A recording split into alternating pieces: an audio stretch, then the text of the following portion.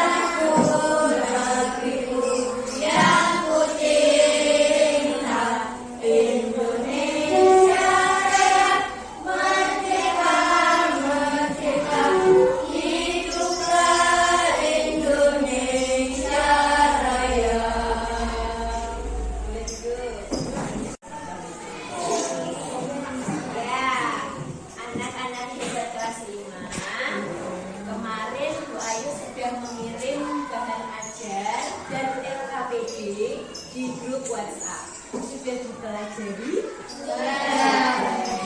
Apa ya kemarin yang kalian pelajari di pembelajaran hari ini? Terus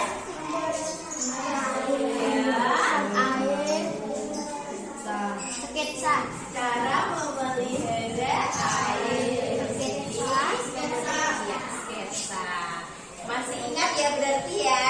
Terus untuk LKPD-nya sudah kan tugas penugasan Bu Ayu sudah dilakukan? Ya. Apa tuh tugas di LKPD kemarin? Apa?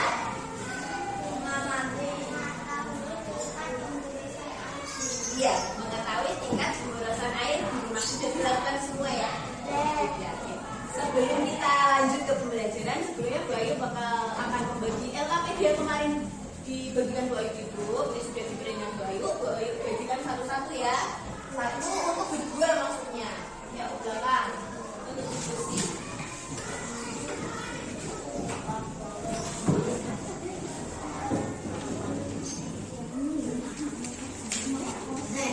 Satu bangku.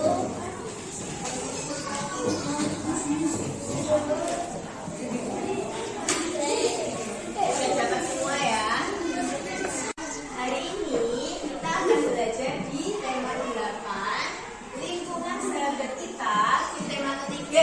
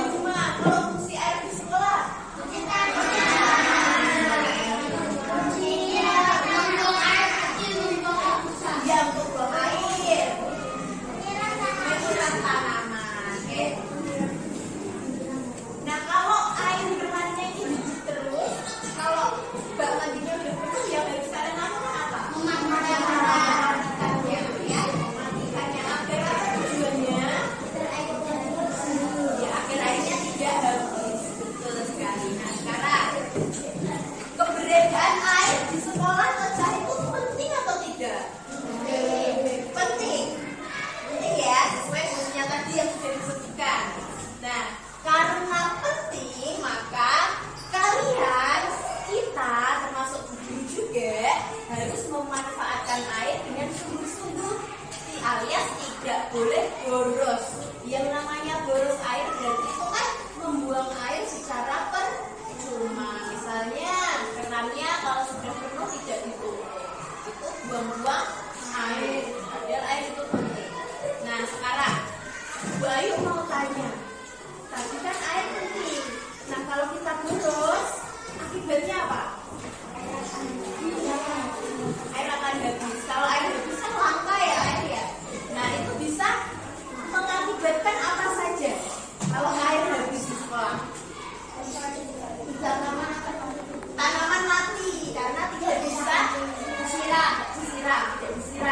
Lain satu, tidak bisa mencuci tangan. Ya tidak bisa, ya bukan tidak bisa buang air besar, tapi tidak bisa apa sih? Iya, masih buang air tidak bisa dicuci. Kesulitan pada saat akan melakukan cuci tangan BAB dan BAK.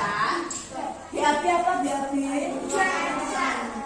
Tanaman mati, kemudian lama-kelamaan sekolah akan tandus ya karena kering, tidak ada air. Nah sekarang kegiatan manusia itu kan selalu membutuhkan air dan banyak yang membutuhkan air. Tidak hanya di sekolah, tapi juga di rumah dan di lingkungan sekitar kita. Nah, namun kita itu bisa meminimalisir penggunaan air dengan cara menghematnya. Bisa menyebutkan kegiatan yang bisa menghemat air?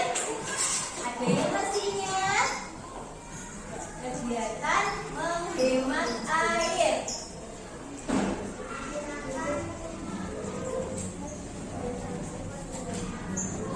Menggunakan air secukupnya ya. Terus apa lagi? Mengganti keran yang bocor, menampung air, memanfaatkan air buana.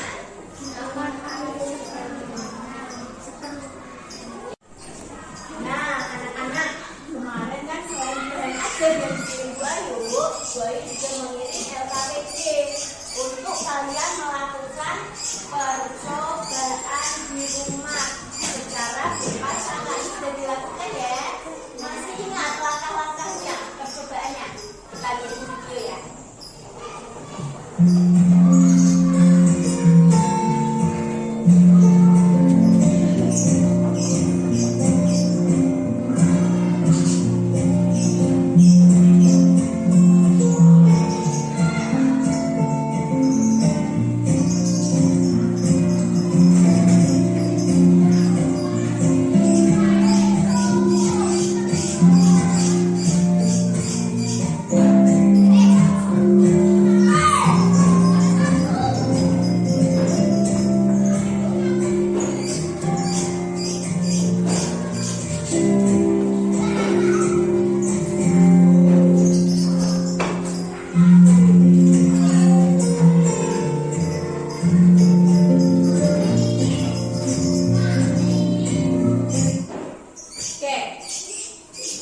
Sudah ditulis kesimpulannya hasil diskusi? Sudah ya. Siapa? Bu Ayu minta satu perwakilan yang mau mempresentasikan hasil diskusinya di depan. Maju, oke, Mbak Ninda dan yang lainnya perhatikan, diteliti coba nanti jawabannya sama atau ada yang mengetahui tingkat pemborosan air di rumah. Setelah mengamati hasil percobaan dalam mengetahui tingkat pemborosan air di rumah, baik-baik yang berguna sekecil mungkin yang dilakukan pada bulan pasti merupakan hasil dari pemborosan air di rumah dapat memenuhi 12 masuk kebutuhan selama 60 menit. Apabila dalam satu hari itu air telah terdapat maka akan ada 7.500 ml air yang akan terbuang sia-sia. Padahal dengan ukuran air tersebut dapat digunakan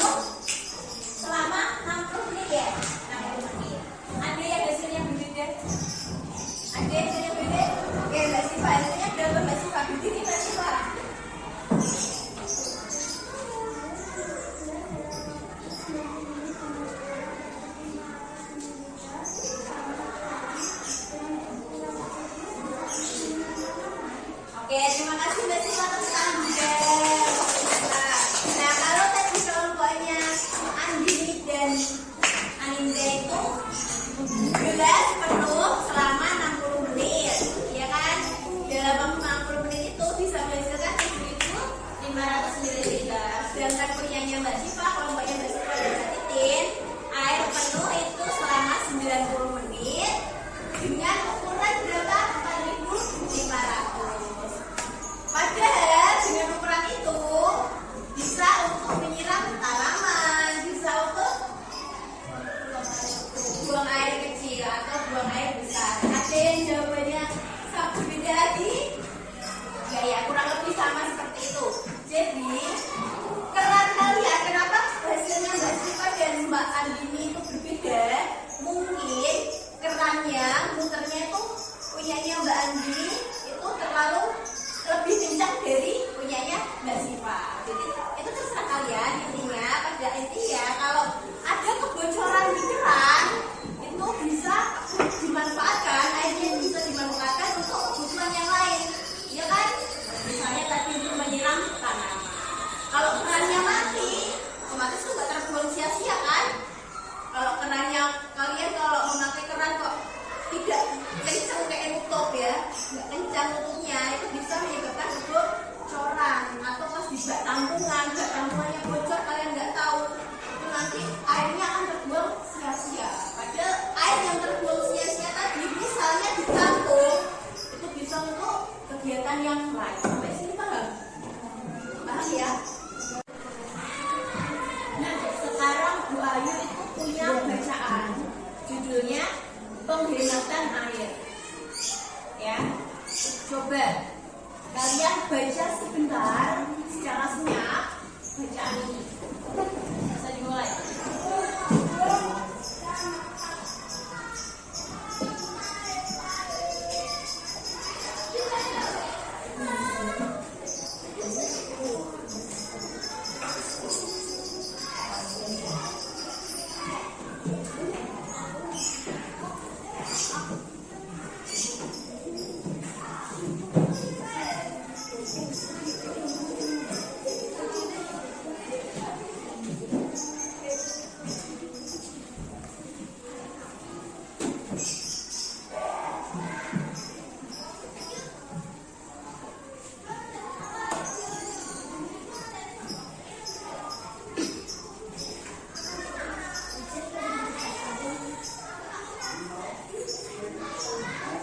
Sudah ya?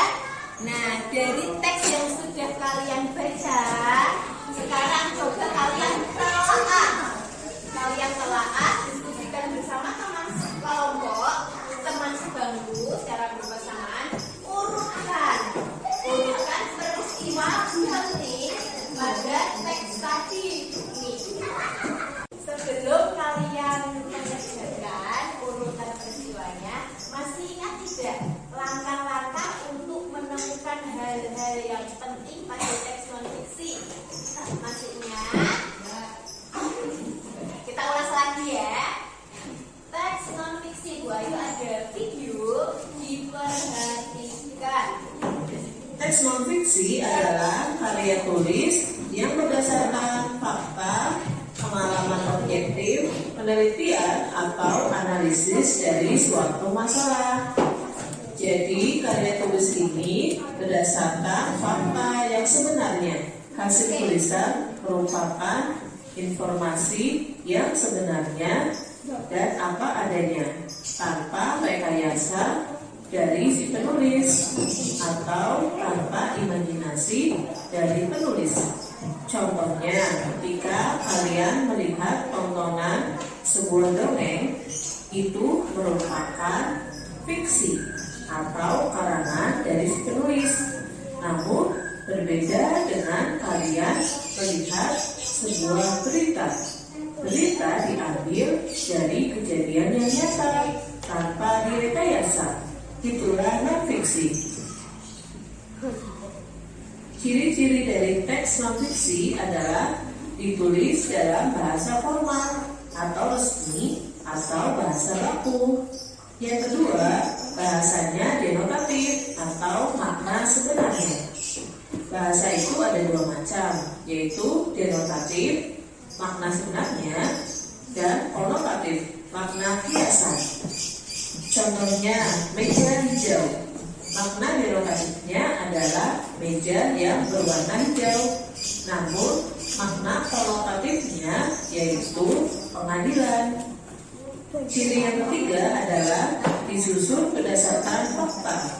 Informasi-informasi yang disajikan merupakan keadaan sebenarnya, bukan dari imajinasi atau khayalan si penulis. Ciri yang keempat adalah ditulis secara urut atau sistematis. Ciri yang kelima merupakan temuan baru atau penyempurnaan dari temuan lama, jadi bersifat up to date. Contohnya, Pluto itu dulu disebut dengan planet, tetapi setelah diteliti ternyata Pluto bukan merupakan planet, jadi gunakan informasi yang terpilih. Selanjutnya, cara menemukan informasi penting dalam teks non-fiksi.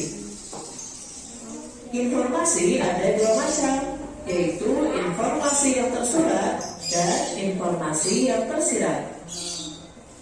Informasi tersurat adalah informasi yang sudah ada dalam teks atau sudah dipaparkan dalam bacaan secara langsung tanpa ditutup-tutupi. Yang kedua adalah informasi tersirat. Tersirat tidak terlihat, merupakan informasi yang tersembunyi atau informasi yang tidak tertulis pada sebuah naskah dan perlu memahami lebih untuk menemukan informasi tersebut.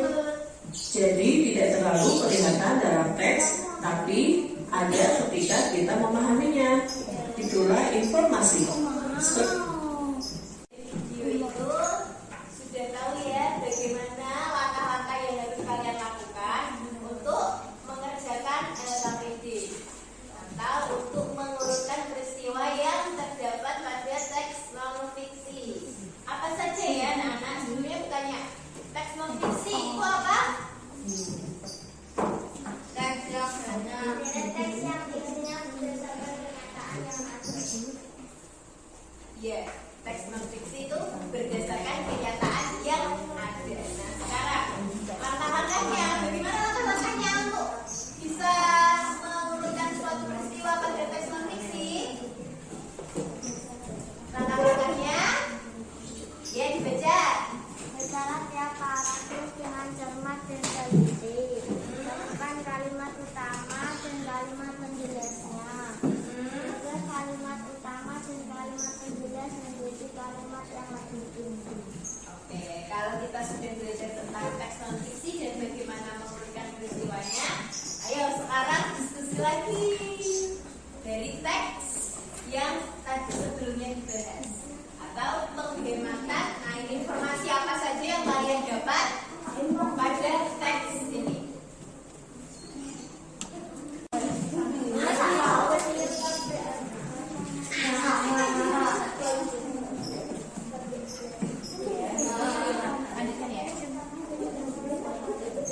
Lanjutkan ya.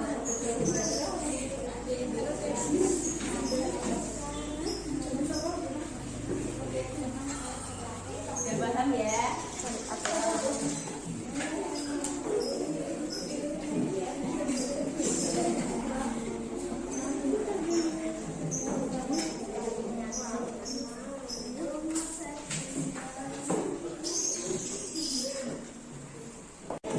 Sudah selesai diskusinya?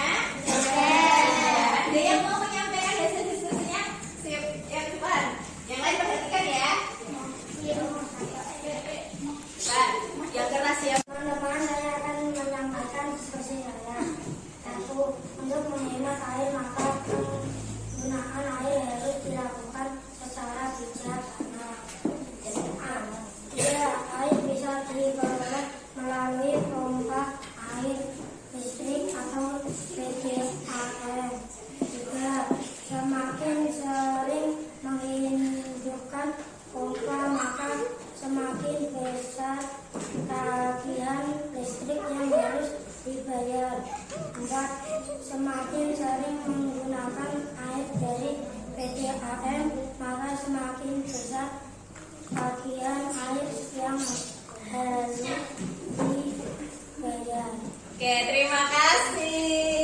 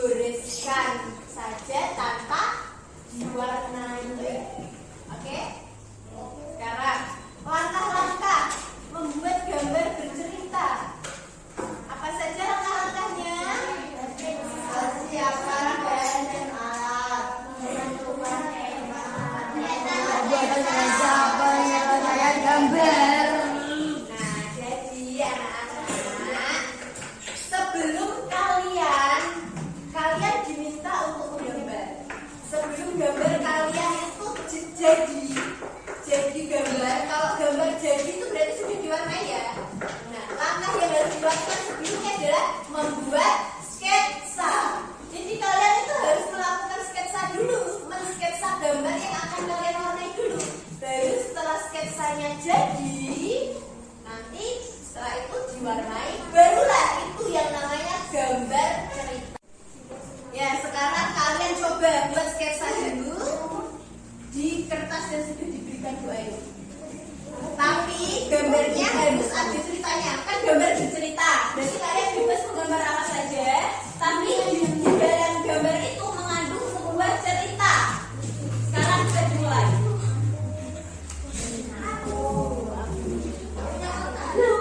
Tidak terasa hari ini sudah di akhir pembelajaran. Apa saja ya yang kita pelajari hari ini? Teks non-fiksi. Teks non-fiksi. Kemudian pemborosan air. Cara mengetahui tingkat pemborosan air. Apalagi? Cara memelihara ketersediaan air. Bagaimana caranya untuk memelihara ketersediaan air? Menggunakan air sepenuhnya. Terus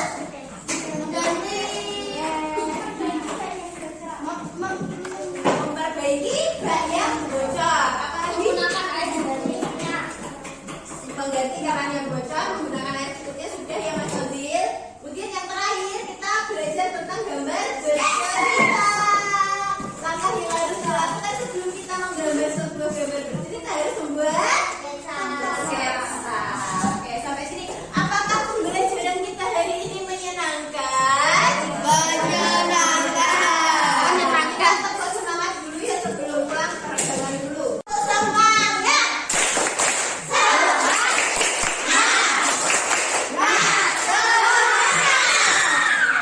Terima kasih ya Nak. Sampai sini tidak ada yang ditanyakan ya. Kalau tidak ada yang ditanyakan, Bu Ayu akan memberikan soal evaluasi. Jangan saat ini juga dikasih waktu Bu Ayu 15 menit. Tidak boleh mencontoh temannya. Gambar salam.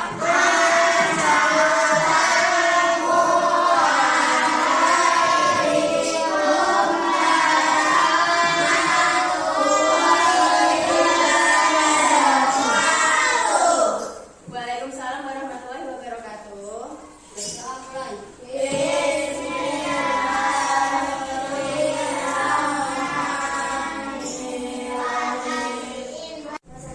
Ya, sekian hari ini pembelajaran kita hari ini ya anak-anak.